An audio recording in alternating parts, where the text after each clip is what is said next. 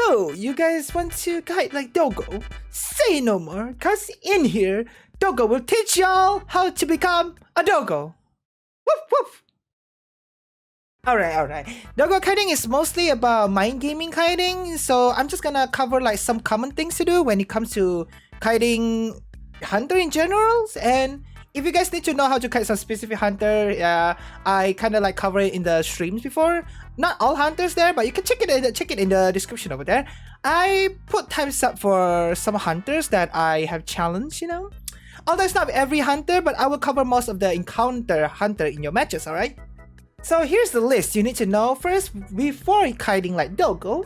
First one is Fate Double Bet Pallet, and the second one is Bait Hunter at Pallet, and the third one is Fatefall. This is the main point that I will be giving to you guys, but I will also tell some common things you need to do when kiting to utilize those points. I will also give the demonstrations, so keep your attention sharp here. Okay, let's go to the first point, Fate Double Bet Pallet. This is a pretty nice startup tricks, you know, so Doggo gonna show you the first one, you know. Anyway, what you need to do is basically double bet near the pallet to make the hunter think that you are gonna pull down the pallet. This trick works most of the time for a scaredy hunter player, which most likely a lot of them, to be honest, because they like to hit you through pallet and stuff, right? Anyway, this is basically faking the movement or going to the pallet, but then double bet immediately. The hunter will most likely to either try to hit you by pulling back attack or get through you to attack, you know. Also, after you did this, don't forget to immediately drop down because like it's gonna give you time to transitioning after you did the faking. And then another thing, if the hunter tried to get through you instead of attacking, you could just run through them. You know, run through the to the pallet instead of dropping the pallet, you know. I know this is kind of hard to do because most of the time you will get panicked to drop down the pallet, right? But just take a chill pill and try to run past them, yeah? No problemo. They're most likely to try to hit you again in the pallet, thinking you're gonna drop it. But, you know, you can try to dodge it first before you try to drop it. After some succession of doing this trick, you can actually try to win for the pallet, like not double bet, you know, instead of like faking double bet, you can try to stun them for realsies, you know, because they will not expect that. Because the mindset of the hunter, they will think that you're gonna fake it, but you were not, you know. It's really good. They didn't expect that consequences, you know. They never see it coming. You never see it coming. On to the second one, Bait Hunter at Pallet. This trick kind of testing your willpower and confidence here, since you have to stand still or not moving away right near the pallet. This usually prompts to make the hunter to strike you as soon as possible. In this case, then you can try to either stun them, or if they are in the middle of the pallet, this is kind of based on your reactions. Or you can just drop it down immediately if they did not dare to cross over to the pallet. I usually use this trick on Doctor because like, while I'm standing still on there, I can heal myself, right? So sometimes hunter will think that I'm gonna drop down the pallet, and then like, in fact, I'm just gonna like, you know, move back, and then like he missed the attack, and I drop down the pallet, and then I transition to someone else, somewhere else again. That's what I do when I use a Doctor, right? Now the downside in this is that if you fail, which the hunter is unaffected and just hula hoop through the pallet, you might not be able to rebound the situation by going through them again because like you already moved back, right? And if they try to get through you, like you don't have time to get through the pallet right in them, you know. But if you succeed, you can save yourself by transitioning to other places, or you can camp the pallet behind the walls and make sure that you are not near the pallet gap, like this, like the where the side that the hunter can see you, you know, like the other side, something like that. Or if you have like a skin that has like a lot of particle effects, let's not talk about that kind of skin over there. But yeah, while the hunter is far away from you, normally they will think that you're already gone by then, and you can take advantage of that by stunning them, you know. Okay, on to the final one, Fatefall or Misdirections.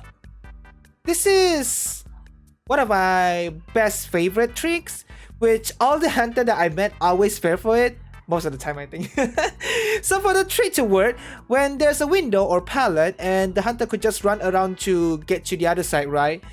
You can just not fall, but just like baiting it. Like you're gonna do like, you know, you wanna move there, but you're not trying to fall. No, basically baiting them on the window or pallet.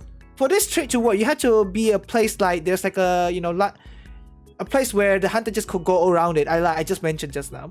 But you need to keep in mind, to do this trick, you need to see the hunter. You need to look at the hunter, you know, whether they get affected or not. Because if you're too focused on the front view instead of your back view, you know, like looking at the hunter, you want to know that did it affect them or not. And also, you can try to take advantage of the fourth path while the hunter is restoring the pallet, and you just met with this kind of situation. Try to turn back after you went to the initial direction that you were going to. Or you can just stand still from the hunter blind side and wait there to see whether he or she will be going to the place that you will be or not, you know, like just turning around. Always know when to transitions. One of the signs where you need to transition is that when you get hit and not use the pallet immediately, okay? Sometimes like when you get hit, I saw some people get panicked and just drop down the pallet. Like, don't do that.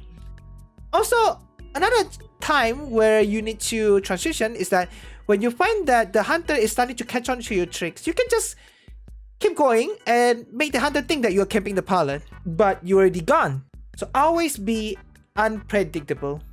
Now that you have known all the tricks, it's time to let you guys know when to use it. Okay, first of all, you can always start the kiting with the first method, which is fake double back pallet.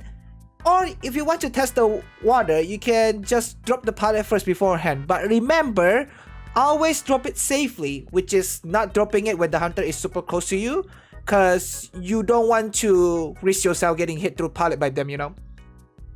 When you try to drop the pallet, if the hunter is jumpy as like eager to hit you, then you probably know that you can affect them with the mind gaming tricks, and thus making them an easy prey for you because they have a, you know, weak-minded, you know. And you can use some of the following method at your disposal then. Always remember, after you did some of the methods, you can try to transition because you don't want to end up overusing all the pallet in one place. Just in case if your friend decided to kite there as well, if the hunter changed target. Also, another thing to keep in mind, your objective is to stall the hunter long enough for your teammates to decode all the ciphers and not going for the stun. I know that going for the stun is great, but you know, you have to try to exhaust as much as resources as you can, since you can reuse it if you successfully pull off some of the tricks that I just gave you. Also, if you fail stunning the hunter with the pallet, keep calm and take a deep breath and try to juke the hunter before faulting, because you better risk on getting hit by 1 damage rather than the terror shot, which is 2 damage and insta down for that. And also, I know that some survivors always neglected looking at the hunter. This is very bad habit. Always look at the hunter at every opportunity possible. You want to know what is the hunter doing when you are kiting, and you can choose your mind gaming method by then. If you're just blindly running, it's better you guys cast yourself in horror movie and run frantically, you know. Okay, that's all for the video. Although it's hard at first, but you know, you can just practice it, and you know what they say, practice makes perfect, you know. Now you have learned Doggo's technique, it's time for you to popping off. Now, shove them the Doggo way. Oh yeah, one last thing that I forgot to mention. Don't forget to have fun and enjoy the game no matter how frustrating it is, because Doggo wants to see you happy. Alright? Bye-bye!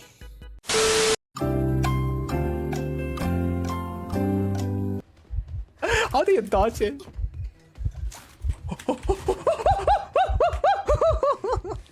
Hot! The bomb. Oh yeah, I saw bomb over there. Hi! Over here! Hi! Hey! Yalalihu! Hi! I can't believe I throw that perfume over there. Where's she getting up? She's getting up. I'm running.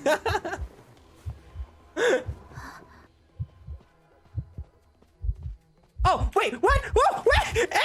Wait, what the? Wait, Hey, wait, what? Oh, wait, oh, no, wait. Keep, oh, wait, what? No, wait, what? Wait, what was it again?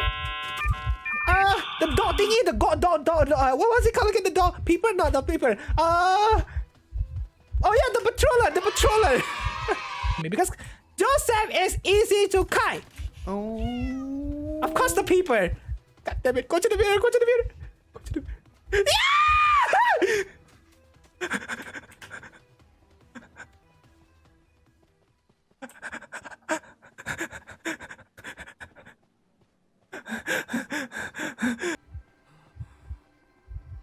With the mirror. With the mirror.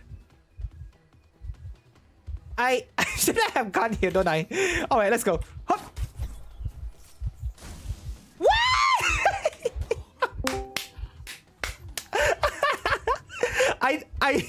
I want. I can try Wuchang. All right, you wanna try Wuchang's? All right, let's go with Wuchang. Let's go with the third map, which is Sacred Heart Hospitals. Let's go that. Ooh. Yeah, everyone. Wait, you're the survivor. Oh, right. I forgot.